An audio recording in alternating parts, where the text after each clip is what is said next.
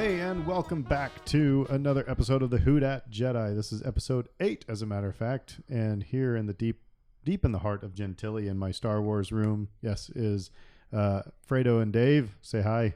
Hi. Hello. And the last episode of The Mandalorian. Season 1.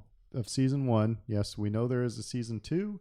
Actually, we knew there was going to be a Season 2 before Season 1 even. Something they let something leak or something. So everybody knew there was going to be another season. But now it's confirmed that it's fall 2020. So next fall, we will get Season 2. So we're gonna have to wait all the way until fall to see what happens next. But this last episode, man, what a fun episode! And it's, you know, we left on a cliffhanger. So we're gonna dive into that episode, but we have to do our Star Wars trivia. I think this is kind of fun. This is just kind of a fun way to start. All right, so this time Dave will ask Fredo, Fredo will ask me, and I'll ask Dave. So go for it. Well, this is so easy, but this is It Star is Wars. Fredo after all. This is Star Wars trivia that everybody should know. Yeah, because it's the original 6. So we're doing public service here. Who has the call sign Red 5 during the first Death Star battle? Oh, no, it's for you, but I'm just saying this is almost the Kyber crystals, almost the Kyber crystals question from trivia. But anyway, go ahead. Yeah, it's Luke Skywalker. Although that was one fun thing about Rogue One when they introduced the original Red 5. Yeah, that's what I was getting to. Yeah, It was Luke Skywalker, but yeah, we saw the original Red 5 in Rogue One, and I love that, by the way. I love that. Okay, so Aaron, what vehicles do the rebels have trouble adapting to the frigid nights on Hoth? Those would be the snow speeders. This would be the snow speeders. This would be the snow speeders. That's why they had to go by Tauntaun. See, when we used to play Star Wars trivia, it would be me versus everybody at the party. Same. And it would like totally frustrate him. So it's kind of funny. Anyway, not to gloat. What planet does Luke leave after noting Han and Leia will die if I don't? Dagobah. Yeah, that's kind of embarrassing, isn't it? Anyway, all right. Again, though, I feel like it's a public service we're doing here. You know, if you don't know the answers here, you should. That's right. So you can get the Trivial Pursuit DVD Saga Edition, and you can study your, Star Wars facts. Yeah, I was just thinking of South Park when they had to remind everybody that Wookiees don't live on Endor. Yeah. So what I need to know is, are they going to have a new Saga Edition now that we have these 9 episodes? I think they should, and it probably won't be a DVD either. But no. So yeah, the Chewbacca defense, right? That's right. Yeah, when I was watching the impeachment, hearings, in the House, I kept tweeting. I was like, okay, Devin Nunes is using the Chewbacca defense now. It's like just steering you away from anything that mattered. Anyway, this is not what this podcast is about. But anyway, yeah, they used the Chewbacca defense. I was proud of those tweets, but not many people really caught on. So anyway, back to The Mandalorian. And so we're at episode 8 or chapter 8, the chapters. So chapter 8, and it is Redemption. Mm-hmm. Yes. So 7 was the Reckoning, and then 8 is Redemption. We really didn't talk in the last podcast about what the Reckoning meant, but I mean, it kind of makes sense that everything's coming down on the Mandalorian's head at this point. All the decisions made to protect Baby Yoda, to have the, just every decision he's made since chapter 1, it's all coming down on his head. At that moment. It is fun to speculate if it's a particular decision that you could be referencing. Like within the context of that episode, we saw him make the mistake of radio out, revealing the location of Baby Yoda to the scout troopers, and there was who were reckoning. wearing their knee pads upside down, and there was reckoning from that. So I mean, there were a lot of things that led to that, and same for Redemption, I think. So we pick up where we left off, and they're trapped by a bunch of stormtroopers, ready to lay waste to them. And Moff Gideon gives them a kind of an ultimatum, to basically come out and negotiate or you's gonna die. Well, Of course, that and- doesn't come until after they Title lose credits. Yeah. the Baby Yoda. Right. Sure. Yeah. Yeah. So we also see the biker scouts. Yeah, I got ahead of myself, and it was actually the biker scouts come back with Baby Yoda in their pack, and I was about ready to come through my TV. I think you had the natural reaction that every fan of this show has had to that one scout trooper punching Baby Yoda in the head. They like punch him like 3 times. Oh yeah. It's I remember in Tombstone when the guy at the beginning of Tombstone when the guy's smacking the horse and Wyatt Earp comes up and smacks him across the face and he says, "How do you like it? Hurts, doesn't it?" Mhm. That type of thing. It's like, man, I hope these biker scouts get theirs. And And we see that they can't shoot straight. they can't shoot straight. Yep. I was overthinking things and wondering if Baby Yoda was making their laser blast go one way or the other. But no, they're just bad shots, so it was just the running gag of stormtroopers can't shoot, Which makes you wonder how they shot down Quill in the previous episode because he was running away. He wasn't stationary. And they're on speeder bikes and somehow they managed to gun him down. But don't question it too much. So, so go ahead, Fredo. No, I was going to say what I find interesting is that they get to the outskirts of Navarro or, the town that they're at. And they're radioing to let Moff Gideon know that they got the child because he doesn't seem to be aware of the fact that the child's no longer present, not at the cantina or at the bar where they got everybody else pinned down. And they kept getting told, no, hold on, we're relaying it up the pipe, the chain link, or the chain of command because this message has to go up in a certain way and just hold on. And they're trying to get all this information on and almost running into the bureaucracy of the Empire, They're just two working staff trying to let their boss know, hey, we did good. In the meantime, they're getting told, look, you just wasted a whole group of stormtroopers, so be on your best behavior. And the banter between the scout troopers was, again, we're in this episode where it's really tense, but it was just fun. It was funny. It was the kind of two cops that are, on a stakeout or something, and one cop's annoying the other cop. It was fun. It helps. I mean, you have the two. If by this point everybody should know, Jason Sudeikis and Adam Pally, both comedians. Those are the two scout troopers in an episode directed by Taika Waititi, who, if you've ever seen any of his stuff, whether it's Thor Ragnarok or What We Do in the Shadows, this just feels right out of his playbook. Like that's the kind of irreverent, kind of like, okay, we're in a galaxy far, far away, but yeah, we're going to talk about this like a couple of working stiffs kind of situation. Let's point out the absurdity of the situation through humor. That's very much Taika. Yeah. And so it's this point when IG-11 comes back into play, right? Mm-hmm. And he says, I'm to protect, he's programmed to protect the child. And if they hurt him, bad things are going to happen. And yeah, bad things happen. So IG-11 dispatches them and takes the baby and a speeder bike.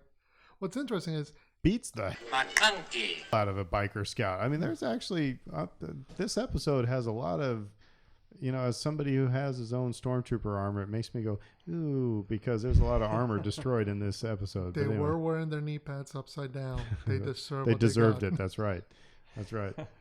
But so he is. IG-11 was reprogrammed to be a nurse, basically, and a protector. What do we think about him making the decision to, after dispatching the troopers, retrieving the baby, and driving right into driving straight into town rather than back to the ship or that's something? What Britt, my wife, she was like, he's going right into town? What the heck? In the middle of all the gunfight, yeah. It's either supreme arrogance or a miscalculation or something, because he's like, I'm not worried about all these troopers. I'm just going to get this baby back to the rest of my group. Yeah. And goes straight in. Well, it's interesting that he made that decision, because the natural inclination would be, okay, you're programmed to protect the child. The best way to protect the child is to get it away from all the people who want it killed. But he doesn't do that. On the contrary, he makes the decision the best way to protect the child is to put it back in the hands of Mando. Well, it kind of reminds me of the line from The Lord of the Rings. And I can't believe I'm going to quote The Lord of the Rings in a Star Wars podcast, especially anyway. But It said the closer we are to danger, the farthest we are from harm. Is that a paraphrase of what More they or say less, to each yeah. other? Yeah. So I don't know. Maybe it makes sense, but goes into town and wastes a lot of stormtroopers. And What's interesting is that in the moments before, he had Moff Gideon had taken the time to not only reveal that he's aware of who's in that bar, reveal the name of the Mandalorian. We do. We get the name of the Mandalorian. So. And we get the final, full, unedited, uncut away flashback to him getting his parents dying at the hands of the droid army and his rescue at the hands of the Mandalorians. So yes, it was a group of Mandalorians that rescued him. And you see... Did you think for a second that the rescuer was Boba Fett?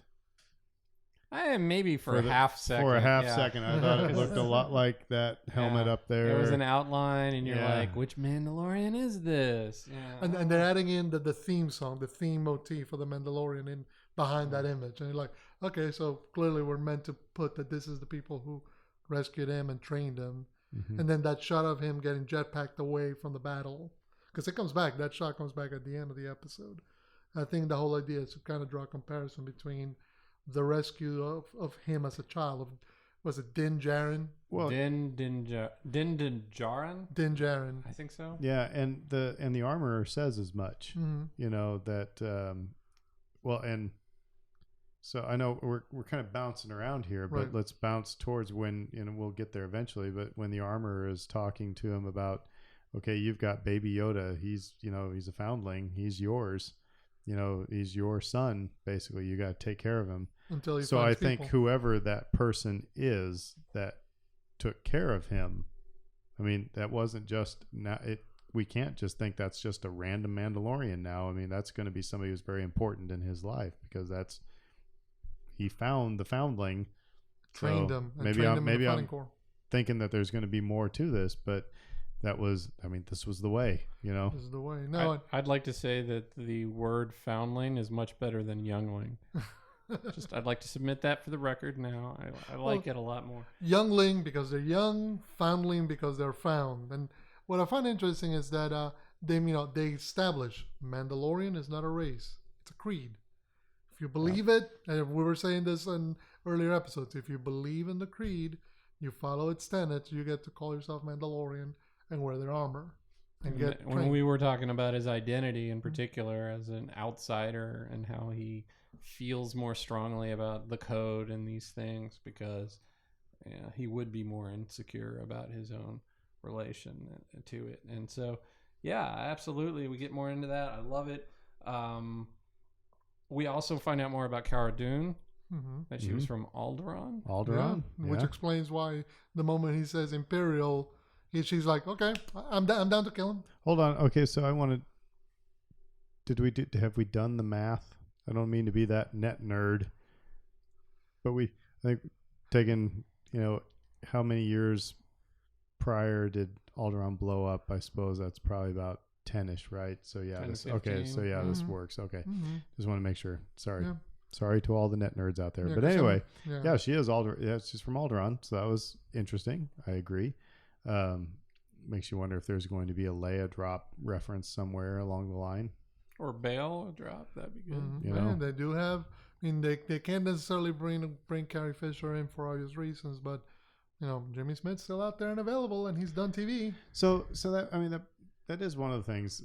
On one hand about Star Wars, it's on one hand drives me nuts. On the other hand, it drives me nuts the other way. It's like we have this vast galaxy, and we keep going back to the same handful of planets. Mm-hmm. Right. Why can't we have a different planet? But then on the other hand, it's like in Rogue One when it's like we're on Wobani, and it's like, what does that mean? Why, who cares? It's like, why don't you just take me someplace that I already know? You know what I mean? Right. It's like sometimes, I think it is a fine line. You want people to be comfortable and familiar with the content, and so you throw out, well, it's the Tatooine, Dantooine type of thing, right? Mm-hmm. I mean, I'm going to make the word sound similar because we've already been on Tatooine. I don't know.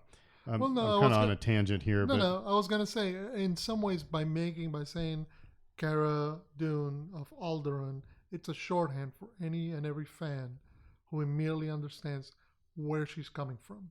And I think that's, I mean, because you could have said Cara Dune of Corellia. We've seen Corellia in Solo. And- You could have said Cara Dune of Bespin. but it's But very saying Alderaan has a connotation. It It's has very- an even deeper meaning that she would justifiably have more hatred for the Empire as a result of Yes. that. you know, and it's a good point that you say that as well, Fredo, because what happens at the end of this episode, my wife was like, huh?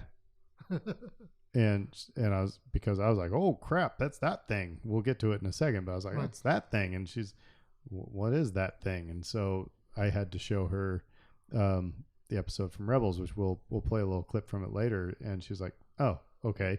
So, and she made the point. She's like, you know, I didn't know what was going on in that moment because I didn't do the summer reading. My dad, who is, you know, her dad, who is watching the series, wouldn't know what that is unless you're doing. So it is, they are walking a fine line, because I think now Favreau and Filoni are getting into Clone Wars and Rebels lore that Yeah. not everybody has seen, and so they're all going to be going, what's this? It's going to be like almost sometimes it could run into the case of, like, you know, like when Darth Maul came back to life.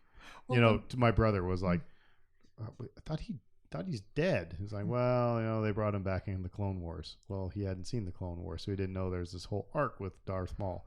So it is going to be interesting how they play this. We'll get to that in a little You bit. wonder if there's a Disney executive in these creators' ear telling them, hey, throw in as much Clone Wars stuff as you can, because it'll keep people subscribing to our monthly service to go back and watch all the Clone Wars stuff. You know what? That's going to be, this episode is going straight into what they're going to be doing, sounds like, right off the bat with the Clone Wars season 10 yeah. coming out in February. Yes. So I think there's going to be a tie-in big time. But anyway, I digress. So they're pinned down. And actually, we get a little bit more fan service. Not only do we have stormtroopers and death troopers everywhere, but they bring out the cannon that, you know, the snow troopers The had on E-Web. Hoth. Yeah, the Yeah. E-Web.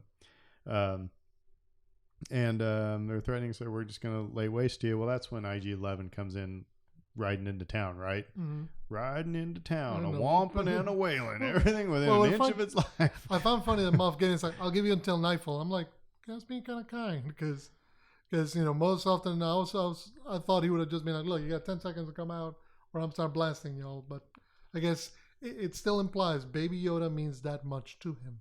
Yeah. For I what love- reason, we don't know. I love we've talked about the dialogue and some of the writing and the acting, but like how good it can be at times. And I thought when his monologue and Chubbs yells out, you know, like, how can we trust you? Says you can't. You cannot trust me. I was like, And that's awesome. Yeah. I promise you one thing, I'm going to be acting in my own self-interests. And right now, my self-interests call for you to be alive. And it's like, that's good dialogue. That's really good dialogue. Mm-hmm. It is. And it helps to have an actor who can deliver it well, and he can. So Yeah. well, you know what's also interesting. I mean, it's kind of funny. You know, my job. I'm a technical writer, and in our style guide, it's one of the like first tenets is just write the way people talk. mhm. You know, because when you're writing about technical things, you know, that jargon can just exhaust people and confuse people, and that's quite honestly, George Lucas got a lot really jargony. Yeah. You know, if you think about Rogue One, you think about Solo, you think about even the sequel trilogy, it's gotten a little bit more easier to, you know, well, that running gag, what they used to say to George Lucas, you can write this shit, but nobody can say it. Mhm. Might have to bleep that out. Sorry. Fine. But, or just put not safe for work on, you know, our podcast. But I don't find myself stretching for, okay, what are they talking about here? Because it's getting jargony. So Well, you talked about walking a fine line earlier, and I feel like with the jargon that there's a fine line as well.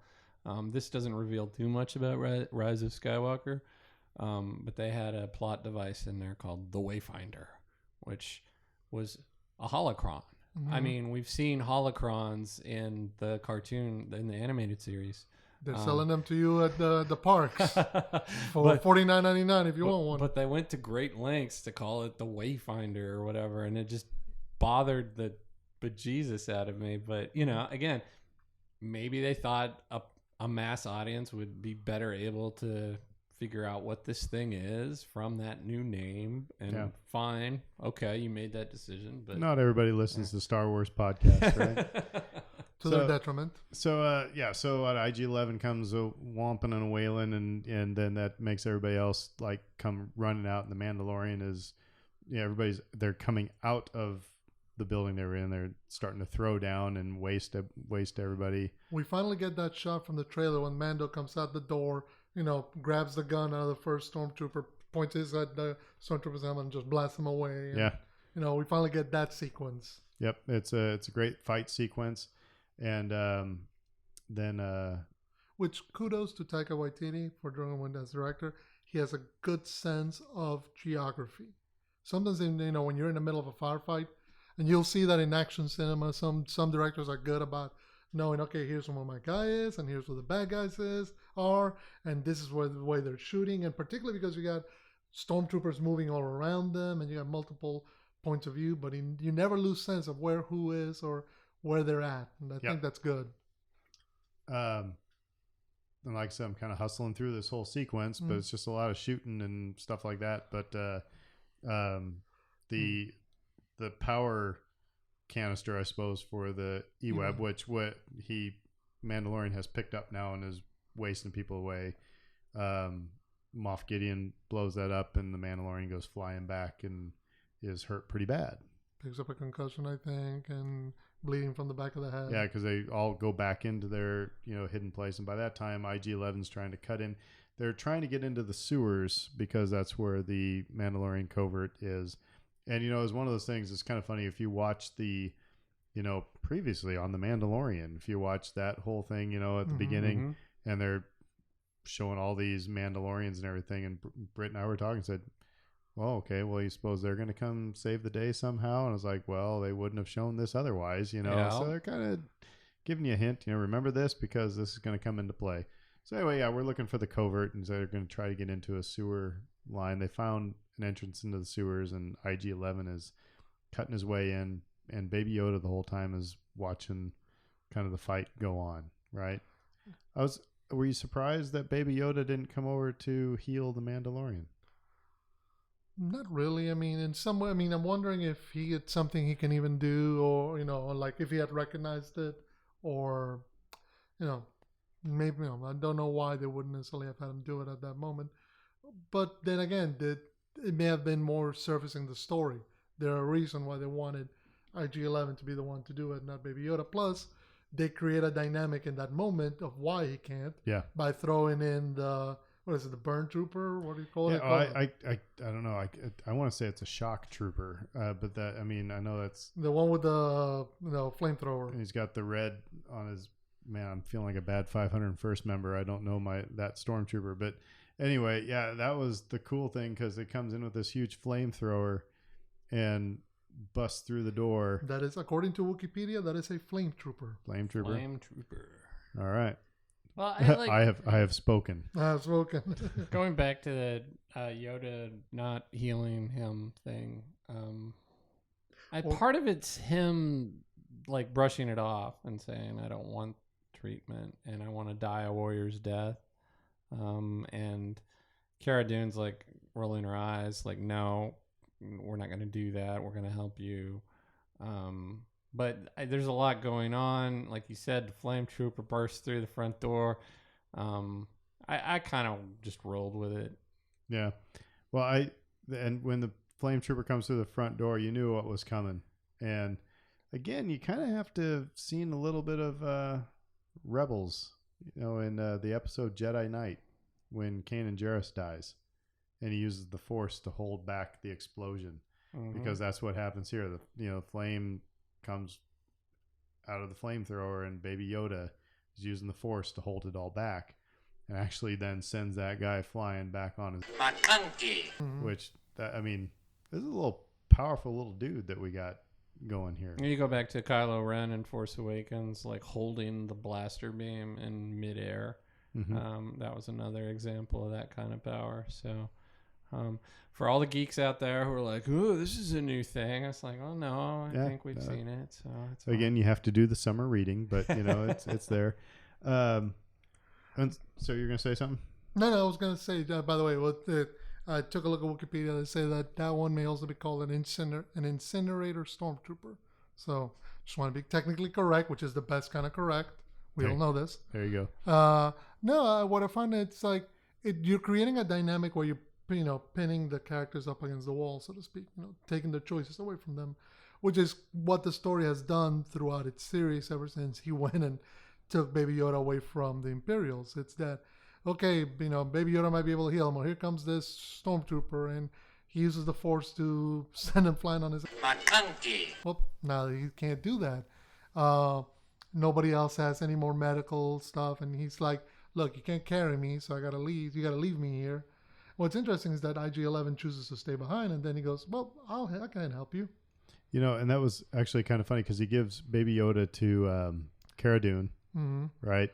And doesn't he say that, if any harm comes to this child, I will have to kill you or something? He tells Chubbs, if you come near this child, I will have no choice but to terminate you. Yeah.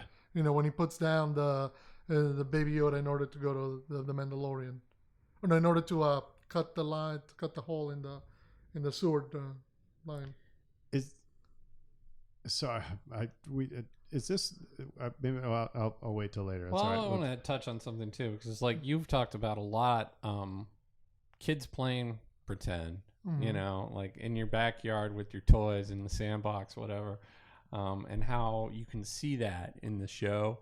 Like for me, this episode was the best example of that yet, because you've got all these fun scenarios, like this firefight between all these stormtroopers and this IG unit, and the lava river, and the secret passages and the sewers and all this clandestine. Just the image of Mando battling the Death Troopers. Oh yeah. Like all you could see was a kid with figures in his hand or her hand, just knocking each other down. And again, not to spoil the ending, but a freaking spaceship against a person. Yeah. I think that's like a kid scenario right there that absolutely. we probably all acted out. So they get into the sewers, and they're trying to find the covert, and IG-11 stays behind. But IG-11 is with the Mandalorian, and one of the big reveals, not figuratively, not figuratively, literally big reveals. IG-11 says, I need to take I need to fix your head. I have to take off your helmet to fix you. And he's like, I will kill you if you take off my helmet. No living being has seen me, since I put it on. And he's like, well, it's a good thing that I'm not a living being. And so he takes off the Mandalorian's helmet, and we get Pedro Pascal at long last. And I was like, all right. I mean, it was important for the story, but it was like, I was like, put the helmet back on. I'm good at the. I know. Well, it says one of two things, right? Story wise, They're trying to tell us either that he still looks down on droids to such a degree that he doesn't look at it as an actual person, which is how he appealed to him. And it's like, I'm not a person, it doesn't count or whatever. I think it's the other one you're going to say next. Or he's gotten over his prejudice to such a degree that he allows this significant moment to occur with a droid. I think it's that he's built that trust now with IG-11, and it's a loophole. I mean, he's staying, he's not committing the sin. Again, he's technically correct. He's sticking to the code. And he's, but like I said, I think there is that trust because, further down the road, he's pleading with IG-11 not to do something, So Which, speaking of, I mean, it's interesting that we've been talking all season long whether or not they were going to remove his helmet, and we all came to the conclusion that at some point they were going to have to. It's interesting that it comes at this moment, that it comes in the middle of the biggest firefight the show's had, that it comes in a moment where he's not expected to survive, and that it's a life-saving it's at his moment. most vulnerable too. He's at his most vulnerable, and he's given the baby away to Cara Dune and Jobs to take away, and so it's just him and IG-11. Here's the visual, representation of everything he's hated, and he's come to trust it, and all of a sudden, it's with him that he has this moment. Mm-hmm. Maybe it's partly I feel as though I may not survive this. Mhm. I'm gonna die. Because he was talking about having a hero's death. And Right, warrior's death. Right. I want a warrior's death. So maybe he thinks he's thinking in his own mortality in this moment, and like he said, it's kind of like a moment of weakness. I'm gonna die anyway, so I'm gonna declare my love for you, Anakin. Yeah. But, You're tearing me apart. You're tearing me apart. So Lord. it's interesting that it happens here, because we were thinking. I'm gonna start brushing my hair and go, "Oh, Dave, let's just talk about like when we were on Naboo." That moment works. Now, again, a lot of that love story doesn't work, but for me, that moment works, and it's because of John Williams, 100%. Well, that's John Williams. It's like actually, I was gonna say the unsung hero, but no, he is truly the sung hero, because his scores are 50% I don't of care the if heavy it was work. scored by Johann Sebastian Bach or God himself. That was just a The moment horrible. before the arena? Before the arena. I truly, No, I'm deeply talking love about you. Revenge of the Sith. No, I'm when talking he's- about the arena. I'm talking about Revenge of the Sith when she's Yeah. like, "Oh, Anakin," she's brushing her hair Yeah. on the balcony. That's a pile of crap. I that's truly, deeply love you. Well, when she's like, I'm going to declare my love for you because we're about to die. Now before And that's I'll John give you, Williams going ham. in I that will one. give you that on episode 2, but episode 3 that was a pile of crap. And John Williams. Williams couldn't save that. But anyway, Prequels, many more. I Episodes. digress. Yeah. Anyway, but getting back to the moment, I mean, IG-11 uses Bacta spray to kind of seal up the wound and tells him, "Look, you've taken some damage to your CPU." And it's like, "What? You mean my brain?" It's like, "Yeah, that was a joke." Yeah. The robot's making His a joke. bedside manner. Yeah. Yeah. There's a former hunter that turned nurse. This is kind of the nurse care you're gonna get. Okay. So they get down into the sewer. They're making their way, trying to find the covert, but they find a pile of Mandalorian armor, and the armorer Still there. is still there, and she's taking all this armor that was either left abandoned or they were killed, or I'm thinking killed. I'm thinking killed. I'm thinking killed because clearly they made a point about the fact that they cannot remove that armor, so they would not remove it willingly. Yeah. They would have taken it with them if they're gone. Now that doesn't necessarily mean everybody in the covert's dead. It just means those are the covert members, Mandalorians, who Right. died in both the fight to get him away and in the ensuing occupation Standoff, by the whatever, Empire. yeah. Right. So she's melting that down. Because you got to save the Beskar. Beskar for whatever, and and they end up having this conversation. She sees, Baby Yoda. The reason he said, what was so important that it required Right. our destruction? And so she actually makes mention of the Jedi, which I thought was really kind of interesting, and again, they're talking about this sorcerer race type thing, Yeah. And that would be where he would be most likely to learn a little bit about the Force and about the Jedi. and they were not, the Jedi themselves were not enemies, but members of their race, if you will, were. So Right. she was drawing that distinction that not all Jedi were bad, but these that fought us, were. And that's just it. We've always seen the stories as told by the point of view of the Jedi. Right. Remember, from my point of view, the Jedi are evil. Yeah. Come back to the prequels.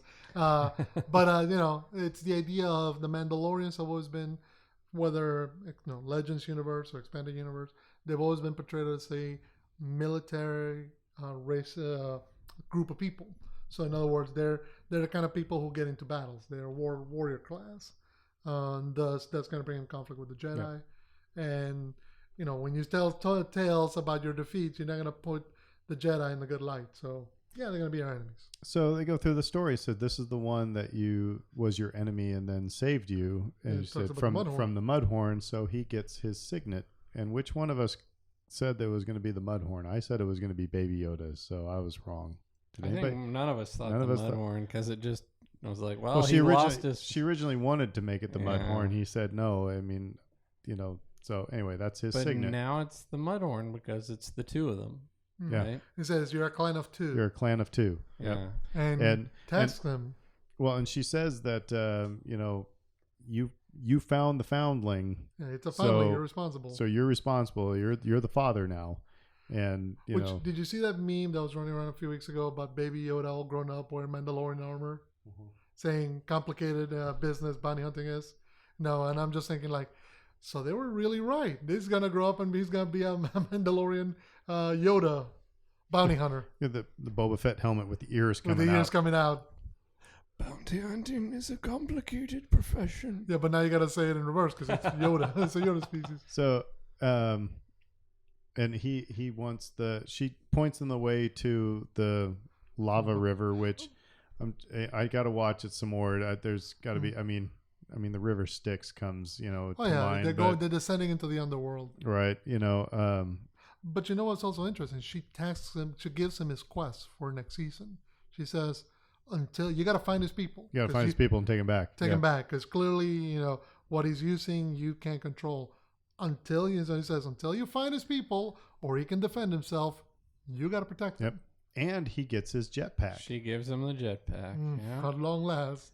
Which it seemed obvious he was missing since episode 1. And I felt like, man, he could really use a jetpack, couldn't he? She went to the Toys R Us and got him the little extra toy. Well, it's interesting because I got the Star Wars Rebels poster over here. Sabine never had a jetpack until like the last season. She started got a jetpack in some of the Mandalorian episodes there.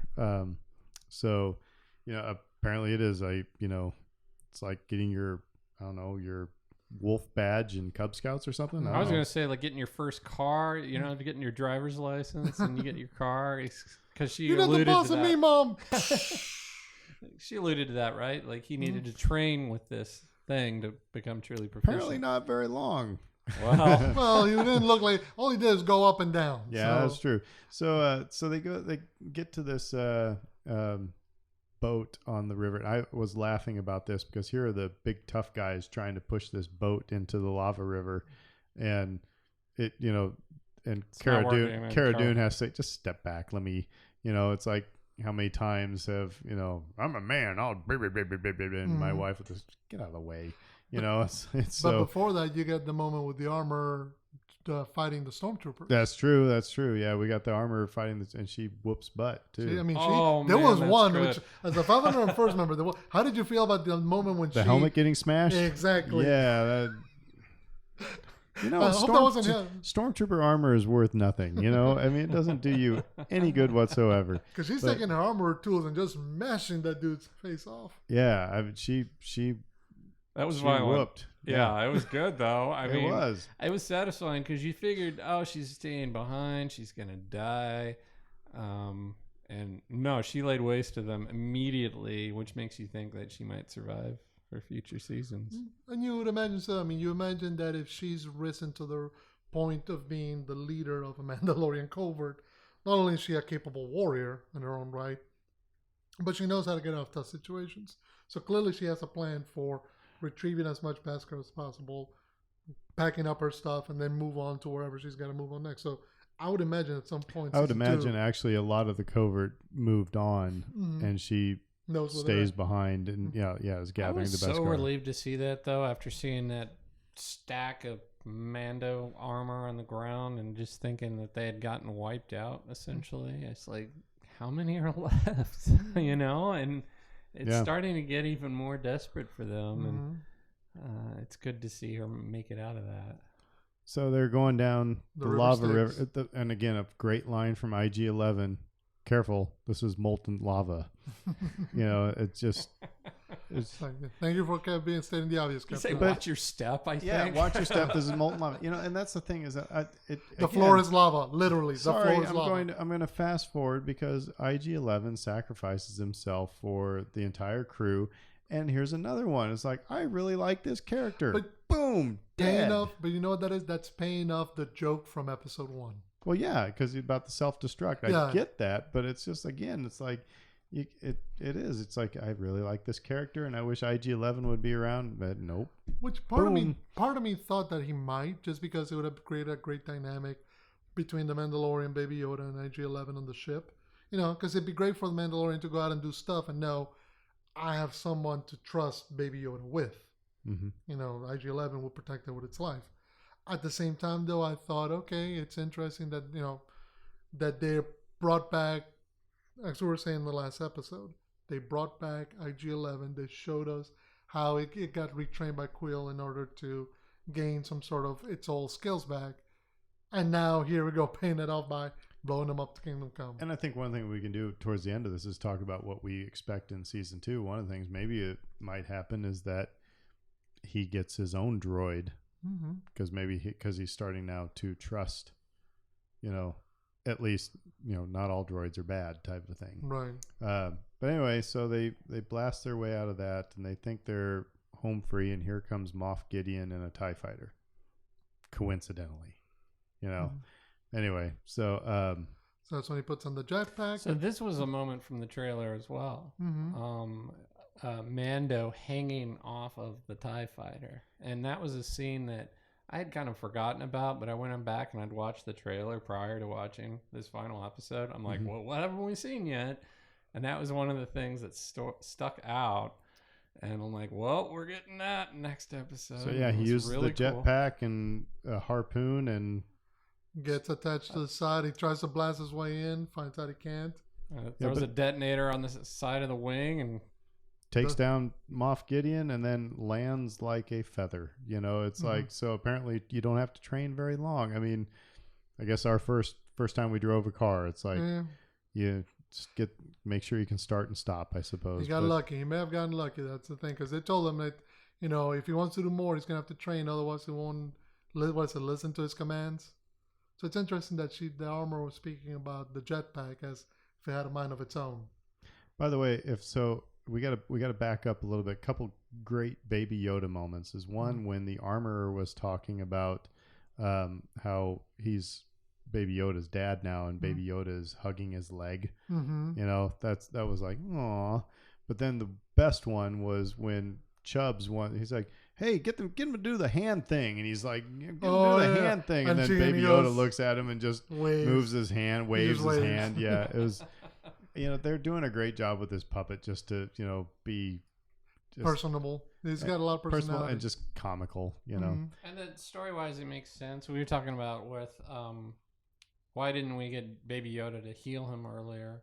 And it's like, well, maybe he just wasn't aware enough of his surroundings to do so. And it's like, you cannot rely on this small little thing to get you out of every situation. Well, and having taught, you know, elementary kids, I'm teaching a 6-year-old how to play, you know, ukulele right now. And there are times where, you know, she does things that is like, it's like she's a savant.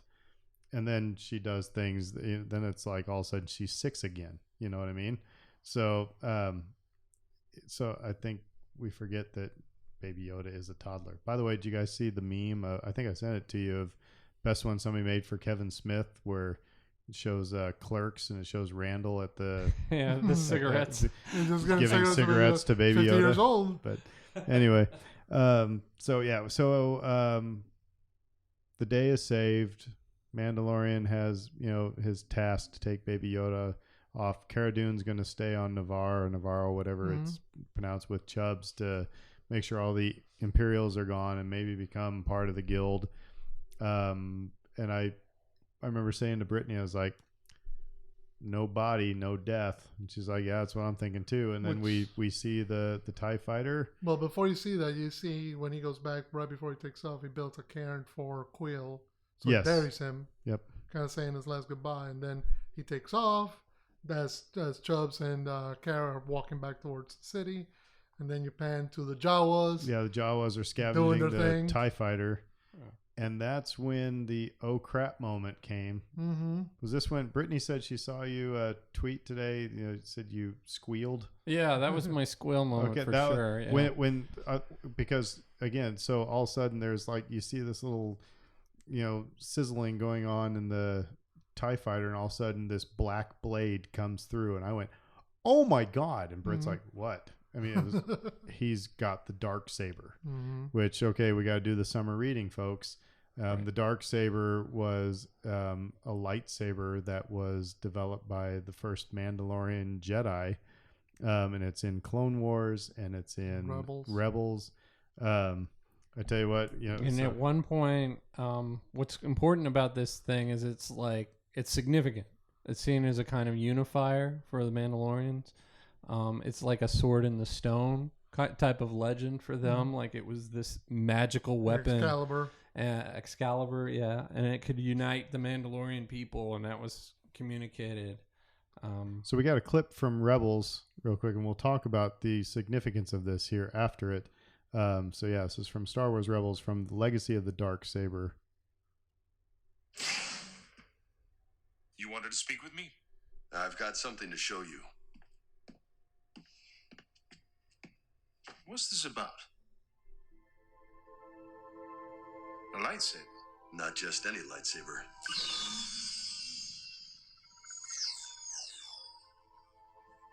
It can't be. So you recognize it? That I do.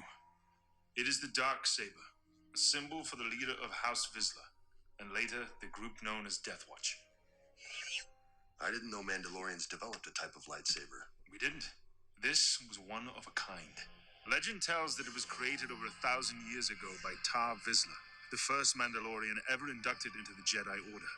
After his passing, the Jedi kept the saber in their temple. That was until members of House Vizsla snuck in and liberated it. They used the saber to unify the people and strike down those who would oppose them. One time, they ruled all of Mandalore wielding this blade. This saber is an important symbol to that house and respected by the other clans. I imagine Sabine was excited to recover it. You wouldn't know it. After we got back from Dathomir, she gave it to me for safekeeping and hasn't brought it up since. She doesn't want the responsibility. Kanan, if Sabine can wield this saber, she can reunite one of the most powerful houses in all of Mandalore. You're talking about raising an army. With Sabine leading it. So that was the Jedi Kanan Jarrus talking to the Mandalorian Fen Rao, and Fen Rao was telling the history of the Darksaber. And so if you're watching the Mandalorian on Disney Plus, then go and watch Rebels. It's a lot easier to digest than the Clone Wars. Right now, there's a lot of episodes. Clone Wars is long. There are a lot of seasons. A lot of episodes. They're both very enjoyable. By the way, animated series. I mean, but I think Star Wars Rebels feels very Star Wars. I really enjoyed it. But you can go. That was in season 3. So in season 3 and season 4, I mean, the titles will say stuff about either Darksaber or Mandalore. Go watch those episodes so you can maybe get a little bit of backstory. But I found it very interesting that the saber was meant to maybe raise an army, to unite a people. Well, Moff Gideon has it. And he's the one who was leading some kind of effort in the purge of Mandalore. Now, we got to back up a little bit, because the last we see it in Rebels, Bo-Katan has the Darksaber. Mm-hmm. And so she is, in essence, the leader of the Mandalorians at that point. Now, we know at some point... And this is set right before A New Hope, essentially. Yep. And what's interesting, okay, so now you're going to have to do the summer reading here, kids, is that now that you're not going to have the Mandalorian to watch, guess what's coming in February? The season 10 of the Clone Wars. And one of the first episodes, from what I understand, is going to be the Siege of Mandalore. So you're going to see what happened to the Mandalorians and why they are the way they are now in the Mandalorian. Mm-hmm. And so, like I said, Bo-Katan has the Darksaber. So she's, in essence, the leader of the Mandalorians. How does Moff Gideon get the Darksaber? So a lot of questions immediately jump to mind for me. Like, is he force sensitive to be wielding this thing and to survive that crash? Sabine didn't, but everybody survives crashes in Star Wars. Oh, unless they go up, boom, they survive. Now, concussions are not a thing in Star Wars. Though they alluded to Sabine having some force sensitivity, right? I mean, Well, she trained with well, Ezra. what Kanan says is that the force is in everyone. Right. But so I mean, but she is blocking. But I mean, it is one of those things that everybody has the force. Right. So everybody in essence is force sensitive, but it doesn't. So But much she was stronger still than wielding others. the saber, and so was Bo-Katan. You know. So this guy, he's not Mandalorian. We can guess. He's Imperial. I don't know, is he? Because in the Rebels episodes, they've got Mandalorians who switched over to the Empire. Those are the Imperial Super Commando. That's that episode in season 3 or 2 or something. So there are Mandalorians who jump ship and join the Empire. Yeah. So he may be. How did he get it? Do we think? Here's the biggest question that I had that occurred to me actually while we were just talking about this. It's like, is he the guy that cameoed at the end of that episode? That we were like, who's the cameo? Oh, you mean, And the gunslinger. Yeah. Is that Boba Fett or whomever? Could have been him. I mean, at this point, we're talk about a payoff that we haven't gotten. Yep. That makes me kind of upset. Yeah. Now that you bring that up, we don't know who that person is. Yeah. I See mean, next year. so it could be, but I think it's going to force people. Force. It's going to force people to. And I would highly recommend that start go when that season 10 comes out. If you've watched The Mandalorian, I think you'll be able to survive those Siege of Mandalore episodes in Clone Wars animated series. And the Clone Wars animated series is awesome. It took me a summer. I just binged watch it. They're like 20 minutes an episode. It goes real quick and it's really, really interesting. Actually, if I might, step back just for a second, I always had a hard time believing that Anakin would become Darth Vader if you just look at the Anakin from episode 2 and 3. But when you watch the Clone Wars, I totally believe that guy becomes Darth Vader. right. Totally believe, because just his impatience with the way the Jedi do things, his using the dark side. I totally believe that guy becomes Darth Vader. So I didn't like, I wouldn't say I didn't like, but I just was not really turned on by the Anakin character in the prequels. I actually liked Jake Lloyd, but in episode 2 and 3, I was kind of like, I didn't really like emo Anakin. But the Clone Wars, I totally dig that Anakin. I know it's all the same character and they all work together. But so I totally say go watch the Clone Wars. And I think, We might be able to come up with like a viewer's guide too. Like, here are the specific episodes that we think y'all should watch, just because. We've talked about the Mandalorian specific stuff. There's a lot of Force specific stuff in the Clone Wars too. That's really valuable to know, especially for the new movie. So, so we got Moff Gideon with the Darksaber, and like that was you squealed. I was like, oh, geez, I didn't expect that one. I did not. I expect somewhere along the line we're going to see Katie Sackhoff as Bo-Katan because she voiced the character. And she could play the character, It's age appropriate, and I totally expect to see that, but maybe not. I don't know. I guess Clone Wars animated series will tell me season 10. But this thing is like, it's hard to kind of overstate like how important this weapon is, like in terms of its mythological power. This is one quote that I pulled that I wanted to share. Anyone can hold the Darksaber. The trick is keeping it along with your head, which kind of tells you like the dark history associated with this weapon, where someone would get it, that people would take that as an invitation to try to come after it. It's like the Elder One in the Harry Potter, story. It's a very similar concept. And so this thing has got a lot attached to it, a lot of history. And the fact that they make it the final shot of season 1 in the hands of the character that will be the big bad going forward, so let me tells you a lot. So let me ask you this, okay? We've talked about that. I keep saying the joke, the summer reading, but I think about my father-in-law, who is excited to watch The Mandalorian. He was going to start watching it. We're just in Nebraska for Christmas, and he's going to start watching it. How many of these deep cuts into Rebels and Clone Wars is going to be, a bridge too far? And he's going to be like, I'm done. I'm out. Because we're good. It's like, it's one thing if you can watch The Mandalorian so far and like, okay, I get what these people are. I get what the culture is. I get, okay, I get the Force because, I know Star Wars has the Force and stuff like that. But then all of a sudden you start throwing in things like the dark saber. Or you're watching Solo and Darth Maul comes back and you're like my brother who was like, what? I've talked about that before on the podcast. Mm-hmm. And so I understand it's like, it's marketing, right? It's like, hey, I'm gonna reference this, so you're gonna go buy this book over here. But since you got Disney Plus, you might as well go watch the Rebels or Clone Wars so you get this stuff.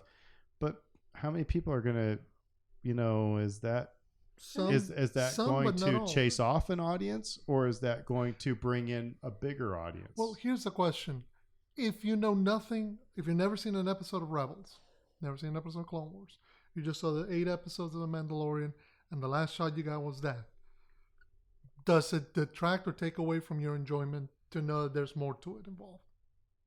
Probably not. The reality is that looks kind of like a lightsaber. Is that guy force sensitive? What's going on? It leads to some questions, and it may lead you towards seeking an answers that somebody go, oh, the dark saber, Clone Wars, Rebels. But if you don't feel compelled to chase after that, or you're gonna go, well, that's a cool thing. Well, it's a neat lightsaber. Never seen one like that, and turn it off. But that's what's gonna leave you.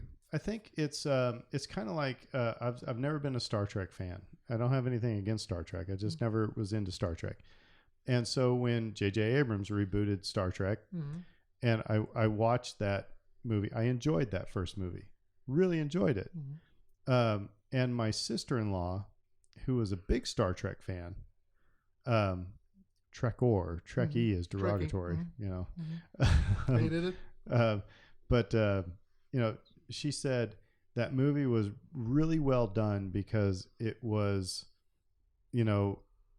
it was made so that the passive viewer like me could enjoy it, but there were enough deep cuts that, would go right over my head, but not take away from the experience.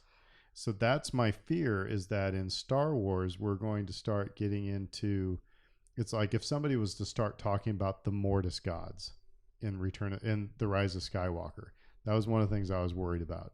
Where the Mortis god's going to come in, the Father, the Son, and the Daughter. Was that going to come into play here? And you're going to have a lot of people going, "Huh?" Well, it did come into play. It just wasn't overtly referenced. Well, that's my problem. Now it's been the Darksaber is more than overtly referenced here, and you got a lot of people going, "Why has this dude got a lightsaber?" So, but again, is it going to? It's a cliffhanger. People are going to wonder about it, and I take your point. But let me put it this way. So when we went to Ireland for the first time, we're in the Dublin Writers Museum, and I see on the shelf a copy of Finnegan's Wake, and written by James Joyce. And Finnegan's Wake is a song that I sang in my Irish band all the time. So I was like, oh, cool, Finnegan's Wake, and this is a thick book. And I open it up and I start reading, and the first page, I didn't see a period once on that page, and it was exhausting. And I got about halfway through the first page, I was like, nuts to this. And I put it up. Now it's Aaron's laziness, whatever, but I had but again, that's my fear, and I'll let you talk here, but that's my fear, is that it's one thing to have a little bit of a drop reference to the Darksaber. It's another thing to have a dude cutting through a TIE fighter, and suddenly that's going to be a big story arc in the second season. And you're going to have a lot of people. They're either going to have to do a lot of exposition, or they're going to expect people to go watch the Clone Wars and Rebels. I'll drink my beer. I think they want both. I think the idea is that all of this material's in one place. If you already have Disney Plus, it's not a big deal for you to. It's like, well, okay, well, I'll go check it out. Let's Yeah, but see. I don't. I'm sorry. I said I was going to drink my beer, but I don't see my father-in-law going to watch a cartoon. But he doesn't need to. If all he wants to watch is The Mandalorian, I'm sure they'll give him just enough information so he can watch The Mandalorian. Really? and be How did known. Palpatine come back? Well, do you trust the story group that much to say that they're going to give you enough to really understand that I one? trust Dave How did- Filoni I trust Filoni and I and trust Favreau, and Favreau, who has yeah. both I, have. I history. can't wait for fall of 2020 when we have this Well, podcast going. Well, yeah, and like that'll tell the tale, right? Right. Like you're saying, like there's going to be a certain level of exposition that's going to be required to eventually kind of give that backstory. Because like if you really think about it, the stuff with like the Foundry and all that, like we're kind of repeating ourselves. Like if you're really obsessively following the culture of Mandalore in these other series, in the books and the comics, etc., you're not learning a lot that's new here. So you are sort of repeating yourself, and I think they're going to have to do that with the Darksaber and explain what it is and how he has it and what's going on with that. But I agree with you, Fredo. I think it, like, as a tease, it's like, what's that thing all about? I have no idea. I'd love to know more. Well, and the backstory can be as simple as that was a lightsaber that was designed by a former Mandalorian centuries ago. It came to define who could unite all the tribes of Mandalore, and it was lost during the Spurge. But that's it. But that's what was said during Rebels, and they probably will expect you to go watch Rebels so you can get that. But my point is, they could make it as little as what I just stated and leave it at that. Because notice how much backstory has really the armor given us about how the Mandalorians ended up where they're at. Oh, they've given none. Exactly. Has it detracted anybody from their enjoyment of the show? No, but that's different than all of a sudden somebody showing up with a lightsaber in the universe of Star Wars. Mm-hmm. I mean, it's one thing to say, "Oh, why are all these?" You know, it's one thing to that is just very like. Here's what I say: Like I said, they got this lightsaber that looks different. Everybody kind of knows that there are laser swords in Star Wars. It's like, you know. So yes, it might entice somebody to go, "Oh, that's really interesting. I want to learn more." But then other people are going to just get really ass confused. I think that's fine. Yeah. Some people got confused by the Darth Maul thing, and They went were and by the way, inspired to learn more, and some of them weren't. I'm just throwing grenades here. Hey. 2 beers in, but here's another one. It's kind of like the expanded universe. Does Disney Plus, if we're going to start getting, you know, more and more of these TV shows, which I think we probably are. We are. Mm-hmm. You know, we're going to get the Obi-Wan series. You're going to get the Cassian series. Are we going to start muddying the waters like the expanded universe did? Because there was like, I did not want to read a lot of those books because it was like they're putting Han and Luke and Leia into places that just made no sense. That was, you know, it seemed like fan fiction more than I think a continuation of the story. I think at some point the more Star Wars properties come out, and there are gonna be more Star Wars properties, both movies, TV shows, web shows, comics, books, the more it's gonna end up resembling to some extent the expanded universe of old. Now, is it gonna get as wild and crazy as that did? I mean, look, we're in a podcast, and right now you have the Rise of Skywalkers out there. You got the Mandalorian out there. You got Star Wars Jedi Fallen Order, which we've not talked about in this here so far, which it's a video game, which by the way, can I take a tangent to that? Mm-hmm. The first planet in the Rise of Skywalker that we see Kylo Ren, you know, wailing and a wamping and killing everybody. Mm-hmm. You know what planet that is? Yes, but they didn't tell you what planet it was. They tell you in the visual dictionary. Yeah. So spoiler alert: if you haven't seen Rise of Skywalker, go see it and stop now. Okay, it's Mustafar. Mm-hmm. And so people are like going, well, why the hell are there trees on Mustafar? It was all lava. Well, you have to play Vader Immortal, the VR thing, to get the whole story about how Mustafar was once this fertile land, and then it was something happened, and you know, then the dark side, and then it, you know, then Vader's castle apparently goes boom, and that's where they, you know, found the Wayfinder, and it's now starting to get back in equilibrium, so trees are starting to grow and stuff like that.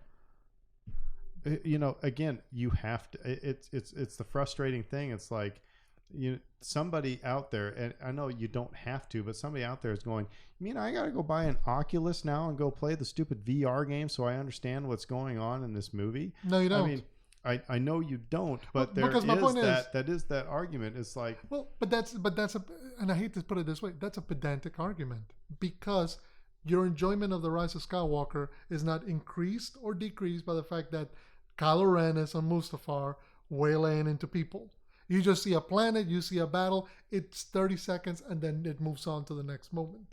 So, in a similar way, we talk about this episode, right? What is the point of this episode? Well, I don't think the point of this episode is the Darksaber. It's the escape. The point is a Mandalorian finally removing his mask, Accepting embracing his role as caretaker, being given that role, and that's where he's going to go. And the Darksaber's a tease for the future if they want to get into it. Because here's the other thing, they may not even get into it. But it gets back. So it gets back to one of the very first discussions we had on this podcast when we said, and my brother is going to join us when we talk about the Rise of Skywalker, and he's actually been watching The Mandalorian because I bought him Disney Plus for a year.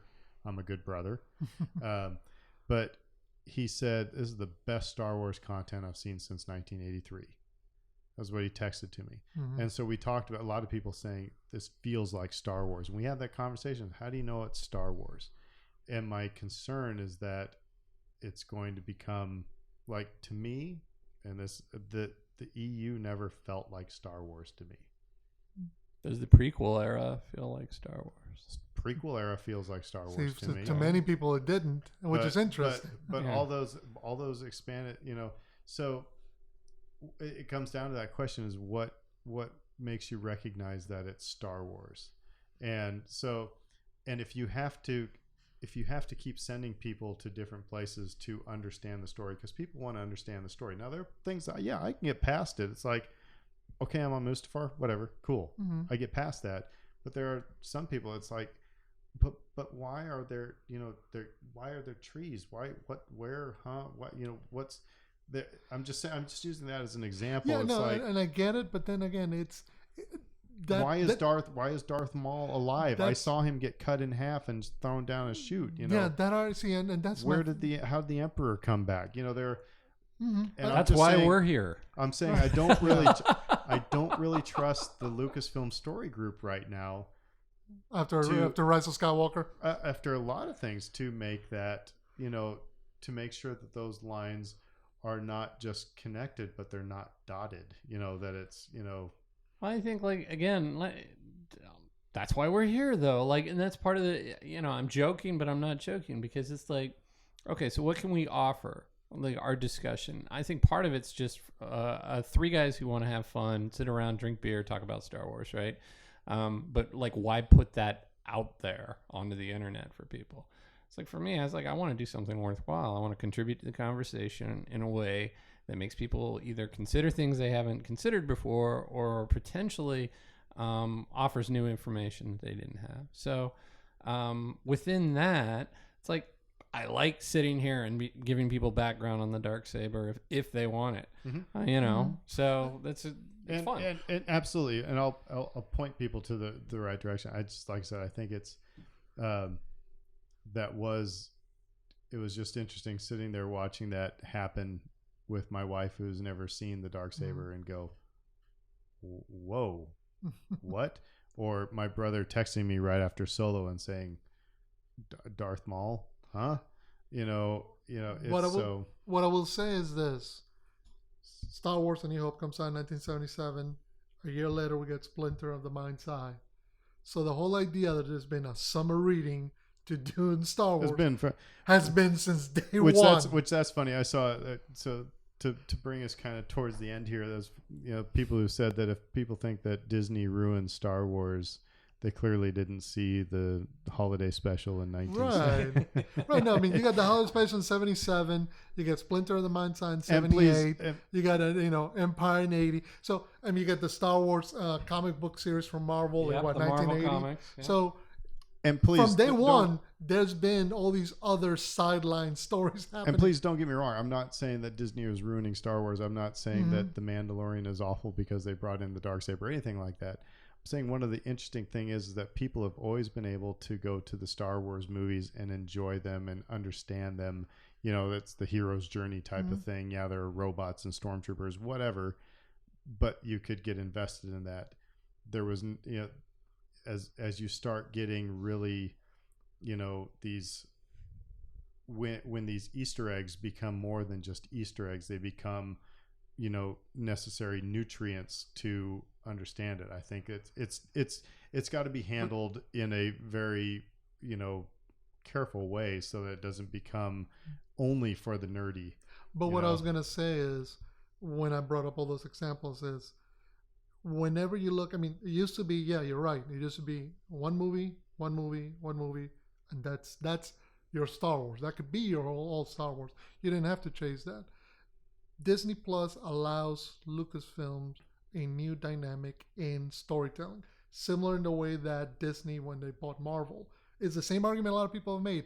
Oh, I need to watch every Marvel movie to understand Avengers Endgame.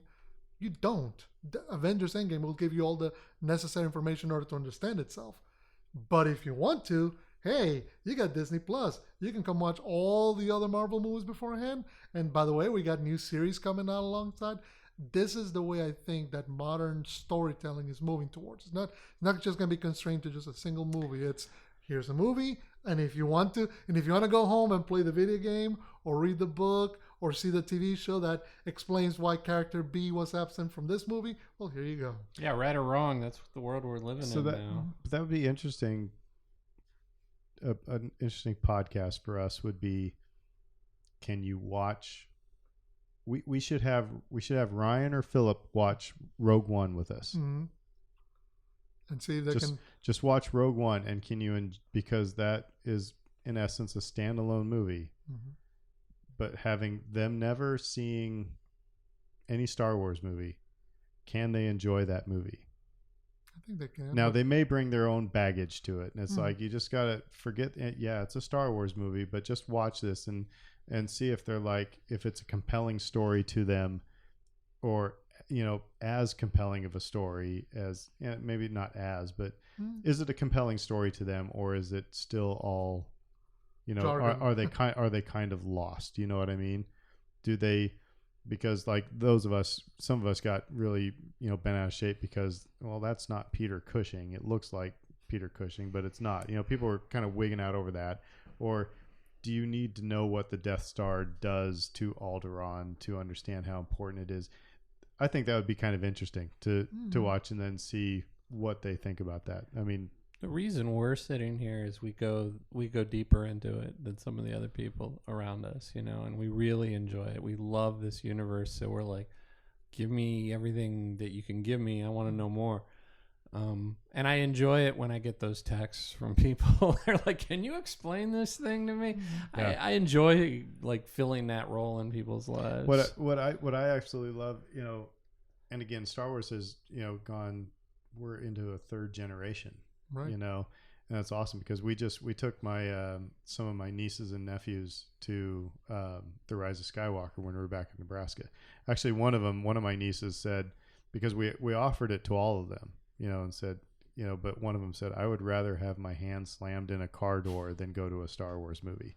I said, still love you. You'll come around one day. Mm-hmm. You know, she's 16. You know, it's, you know, whatever. It doesn't call to her right now. But you know, it's but when my niece or nephew, when a new trailer comes out and they send me a text all excited and they want to talk, you know, that type, and it's probably like your kids wanting, you know, I can't believe I knew Princess Leia was a Jedi, you know, what you told us off, you know, spoiler alert, but you know, we gave you that a little while ago. Yeah, my daughter, we were watching Rise of Skywalker, spoiler alert, and she had to run to the bathroom, and we're running to the bathroom, like literally in the middle of the movie. Pee now, go quick. I'd already seen it, so it's like, that's parenting pro tip, try to go without your kids first, then you can screen it, see if it's appropriate for them, but also enjoy it without all the bathroom breaks. But then, yeah, so we were doing that. We were sprinting to the bathroom, and she's like, I knew Princess Leia was a Jedi. And my heart nearly exploded with joy to see her so excited and to see and Rey. I mean, we talk about representation, and I think like that's probably going to be stuff that we talk more and more about as we go on in this. And I know that a lot of people think it's forced, have a problem with it. You bring more people into it. She's a great character. Yeah. Yeah. But I'll say one last thing about this. What you're talking about, I love the idea of filling this role for people of like, oh, you want to know more about the Darksaber? Let's talk about the Darksaber.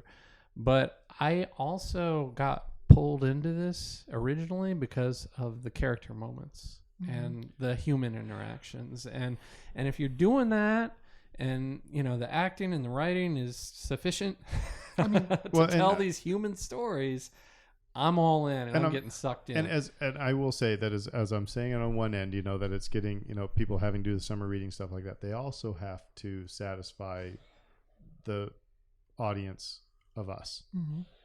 And if it was just Boba Fett and IG-88 walking through the forest, we would just go, ugh. But the fact that they're putting in those I go back to my sister-in-law talking about that Star Trek movie, that those deep cuts keep us invested. So I do understand that they do have an interesting line and difficult line to balance on. So, but what I was going to say is what's interesting to me is that the character that everybody's gravitated towards is a puppet. Yeah. The one that everybody's latched onto, the one that the entire internet right now is raging because there Jason Sudeikis in Scout Trooper outfit with knee pads upside down, dare punch him in the head. How dare it's Baby Yoda. But so this brings me to where I was going to kind of go. All right, so we're coming. You're welcome. we're coming up to. So we got a second season coming in the fall. Mm-hmm. And by the way, I will recommend everybody to watch the Clone Wars 10th season. Anytime it says something about, or if you see a thumbnail, it looks like there's a Mandalorian on there or something. Like if you've been watching this series and you dig it, watch those episodes of the Clone Wars. But so we get to season 2. Let's say, because I remember in Rebels, I liked Ezra in season 1 and season 2. Then season 3, he grew like a foot and he got short hair and he kind of became even more. I don't know. His character started to bother me more because maybe he was going through puberty. I don't know if that's what it was. It's kind of like had the Harry Potter kids on the 5th book when they get that tween. About third, fourth. Yeah. So what happens if we get to season 2 of The Mandalorian and we get adolescent Baby Yoda? Adolescent Yoda, not Baby Yoda, but adolescent Yoda. He won't age enough. You're not my dad. Yeah. What's interesting, do you think we'll get to a point where he starts vocalizing, where he starts saying words? Well, and that's the thing is I think that character is such a fine line as well because everybody finds it so adorable. That's why I said Gremlins 1. Mm-hmm. Yeah, Gremlins 2. Ugh. By the way, you know when all the Baby Yoda toys are supposed to drop? May the 4th. Oh, right on. I may have to get the 11-inch plush Baby Yoda. Look, if there's not a ton of Baby Yoda stuff at Celebration this year, I will be shocked. So can they take that character to the point where it, I don't know. Where people turn against it? Yeah, maybe. I mean, you can write anything. You can do anything with a character, get people to turn against it. I referenced Game of Thrones earlier, and that can be done. I don't think they will do that next season. I think what's interesting is that obviously you got now Mando's standing order. Find his people or find a way to train them. No, I just got this vision in my head. The Claw is our master. Right, exactly. You gotta go find, which would be interesting. I mean, if done right, we will get more information than we've ever had on Yoda species next year. If they do it right, I mean. Yeah, I mean, how many episodes are you going to string along of him getting nowhere? Probably the majority of the season. Right. But at some point, you're going to have to pay it off. We're either going to find out more about this species or he's going to fall into danger again, or, there's a lot. like you're saying, you can't go back to the well too many times without actually going through with it. Yeah. I think we're gonna get more of that, and I to your point, I don't think you can age him at all, really, because he would lose something. Like he starts talking and stuff. I think that Starts talking like Poochie from The Simpsons. He's down on his way back to his home planet. I will say this. I think, and our next one of our next episodes. I think our next episode we're probably going to talk the Rise of Skywalker, but we're going to have one where we just talk about the Mandalorian season as a whole. But just prefacing, just kind of previewing that a little bit. The Mandalorian has, I think, proved to a lot of people and given a lot of trust to the people making these series. You know, I was very skeptical and very anti Obi-Wan series. I'm not so much anymore. After seeing how they've done this, it's like, okay, I feel a little bit more. And you trust Deborah Chow, a little bit more at ease. You know, so it's been it's been a great first season. I did not expect to see some of the things that we saw in live action. You know, another Yoda, a dark saber, all these Mandalorian references. An IG droid just like tearing crap up in multiple episodes. I mean, like a lot of these things that just like, I wouldn't have ever thought that it might work in live action, and they made it work. Yeah. And that's what I appreciate the most about it is that, the human story is there. I'm invested 100% in it. But all this other stuff, it works. It's not goofy or comical or silly, other than a few shots here and there that we've already talked about. I'm really excited to see where it goes. Yeah, I think they've done a good job of expanding on the Star Wars universe that we know. Because this is, and we say it all the time, not every, so far every Star Wars property has had a Jedi, has had a lightsaber, has had the Force. This one has had had the dark saber at the end and had some of the Force. But it's interesting, we didn't have any other normal elements that we're accustomed to. The Empire was involved, but, not as actively. We're getting to see some more of the galaxy underbelly, so to speak. And I think that leads to a lot of possibilities for the story to go forward. That you don't necessarily have to just circle back to Jedi versus Sith every time. We've been talking about cloning. We didn't even really touch on that this episode because we dropped it 3 episodes back. But geez, the cloning stuff, we're seeing that in Rise of Skywalker. It's seeing that. Okay, so again, we'll maybe for our next episode. But that was one thing that I think we might get more into. This is that obviously they figured out how to clone midichlorians because Snoke is a clone. Spoiler alert. They had several Snokes in formaldehyde. So I think that's why this baby Yoda. I think this baby Yoda has something to do with that. And I think that. Yeah. How bad must those Snoke clones have been that the one that they put out is actually the good one? Because those look gnarled and whatnot. So this is the Who Dat Jedi podcast, and we're all Saints fans here, and we've got Carolina on Sunday. We need to beat Carolina, and then Seahawks need to beat San Francisco for us to get the 2 seed.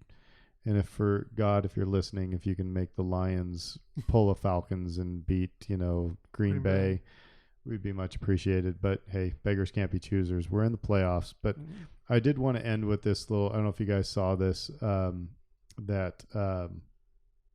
this little story from when Drew Brees was in San Diego. This just dropped a couple days ago. That said the following January, the Chargers coached in the Senior Bowl where they encountered NC State quarterback Phillip Rivers. They were armed with the first pick in the draft, and the day before the draft on an April Friday, Schottenheimer bumped into Drew Brees in the San Diego weight room. And we were chatting, and he's like, "Hey, who are we going to draft?" And Schottenheimer said, "Hey, bro, listen, you might want to prepare yourself. We're going to be taking a quarterback." And I tell you, I've had to say some hard things to people before, but when I tell you that the serious look, how his eyes went from a real fun, jovial conversation, his eyes just kind of locked in. And he looked at me and he said, that would be the worst effing mistake this organization could ever make. And I'm like, hey, man, don't shoot the messenger. And he goes, worst mistake ever. And he walked off. And that just made me love my quarterback even more. Hey, he's always been confident about his abilities, and he's never doubted it. And what's interesting is when he signed up with us, he had a choice. He got to go to Miami with Nick Saban or come here. And the reason he didn't go there, came here, is because the Sean Payton and the Brain Trust here trusted him. Well, They and said, the "You're a quarterback." Miami doctor said he wasn't going to be Yeah. able to throw. But basically They didn't clear him. Yeah, so. they didn't clear him. They gave him the cold shoulders, pun intended, and they simply say, "Oh no, we can take you or leave you." Whereas here, despite all the disaster that happened after Katrina, they're like, "No, we want you here. We want you to be our quarterback." And I had a conversation with my wife after the Super Bowl win about him. It's like, is he this guy a Hall of Famer? Is he a Hall of Famer? And it's like, hey, he's going to need a couple of more seasons of putting up gaudy numbers. And 10 years later, 10 more years of gaudy numbers, and he's like the all-time leading passer in basically every metric now. And unfortunately, not in the NFL 100. He's in the top 20, but he's not in the top 10. So anyway, that just gives us something more to be bitter about. And hope for destruction come the playoffs. So with that, this is the Who Dat Jedi podcast. Find us on Podbean, on Twitter, and on Facebook. And tell your friends, enemies, loved ones, hated ones, whatever, and have a listen. And we will see you next week with some Rise of Skywalker. But until then, we will see you later and give you a big Who Dat. Who Dat.